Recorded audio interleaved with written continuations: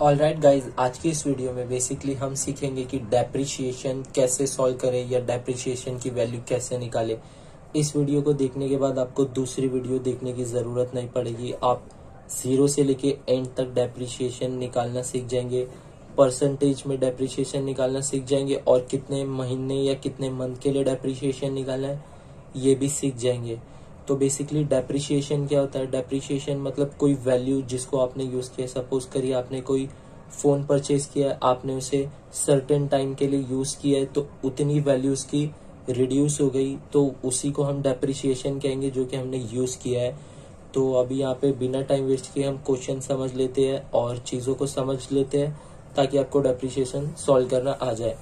तो अगर कोई भी वैल्यू में अगर आपको परसेंटेज निकालना है, कोई भी वैल्यू हो, वैल्यू कोई भी हो सकती है, लाख हो सकती है, 15,000 हो सकती है, कुछ भी हो सकती है, प्रोडक्ट भी कुछ भी हो सकता है, पर जो कोई भी परसेंटेज है वो 100 के आउट ऑफ ही निकलेगा। परसेंटेज कभी भी 1000 नहीं होगा, परसेंटेज हमेशा 100 ही होगा। और बेसिकली यहाँ पे नीचे आप देख सकते हो, यहाँ पे अपना मंथ लिखा है। मंथ तो 12 ही होते हैं, 12 ही महीने होंगे, तो ये 100% होगा। लाख के ऊपर भी 100% होगा, करोड़ के ऊपर भी परसेंटेज हमारा 100 ही होगा। ये एक बेसिक कॉन्सेप्ट आपको समझ लेना है। इसलिए जो हमारी यहाँ पर कॉस्ट है फर्नीचर की वो है 15,000 रुपये, तो इस पे हम 20% निकालेंगे। तो फर्नीचर की कॉस्ट लिख लेते हैं 20%। परसेंट हमेशा 100 होगा, इसलिए अपॉन में हम 100 लिखेंगे और जो कोई परसेंटेज आपको निकालना है आपने वो यहाँ पर लिख देना है। तो यहाँ पे मैं 20% निकाल रहा हूँ। तो अब आपको बस बेसिक सा कैलकुलेशन लगाना है और इसको सॉल्व कर लेना है। एक जीरो से एक जीरो कैंसिल कर दिया, एक जीरो से एक जीरो कैंसिल कर दिया, एक बचा है अपॉन में, तो उसकी कोई वैल्यू नहीं है। तो अब 2 को 1500 से इंटू करेंगे तो हमारा आंसर 3000 आ जाएगा। इस तरीके से आप किसी भी प्रोडक्ट की वैल्यू निकालना, 20%, 50%, जो भी कोई वैल्यू निकालना, इस तरीके से आप सॉल्व कर सकते हो। आपको अपॉन में 100% निकालना है क्योंकि परसेंटेज हमेशा 100 होता है। अब सेम क्वेश्चन पे हम 6 मंथ के लिए डेप्रिशिएशन निकाल लेते हैं।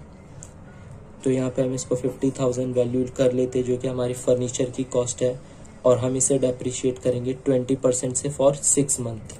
तो जैसा मैंने कहा था परसेंटेज हमेशा 100 में होगा, तो मैं यहाँ पर 100 लिख देता हूँ और 20% निकालना है हमें, इसलिए मैं यहाँ पर 20% लिख देता हूँ।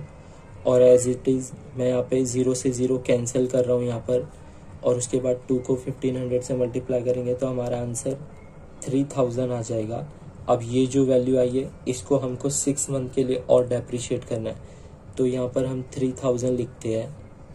और जैसा मैंने बताया कि मंथ तो सिर्फ 12 होते हैं, इसलिए मैं अपॉन में यहाँ पर 12 लिख रहा हूँ।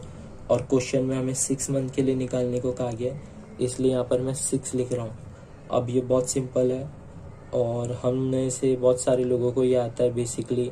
तो आप इसे 1/2 भी कह सकते हो, जो कि हमारा हाफ होता है। तो 3000 का हाफ आपको निकाल लेना है, हाफ, और ये 1500। इस तरीके से आप वॉटेवर जो कोई मंथ दिया होगा उस हिसाब से लिख सकते हो। अगर मुझे 3 मंथ दिया होता तो 6 की जगह यहाँ पर मैं 3 लिखता और उस हिसाब से कैलकुलेशन करता। तो इस तरीके से आप मंथ का और कोई भी परसेंटेज का डेप्रिशिएशन निकाल सकते हो।